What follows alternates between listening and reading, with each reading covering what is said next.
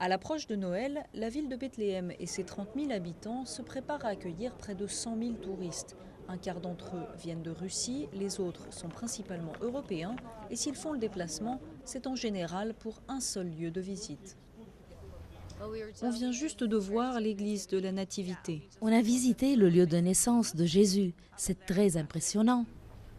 D'année en année, le tourisme religieux ne cesse d'augmenter dans cette ville considérée comme le lieu de naissance de Jésus dans les évangiles. En 2010, près de 1 500 000 visiteurs sont venus ici. C'est 60% de plus qu'en 2009. Malgré cette importante hausse pour les autorités, le tourisme en Palestine est loin d'être à son potentiel maximum. L'un des obstacles évidents au développement du tourisme est le manque de liberté de mouvement pour les touristes comme pour les professionnels du tourisme. Le fait de devoir passer le mur et les checkpoints n'encourage pas les gens à venir et à séjourner dans les villes palestiniennes comme Bethléem.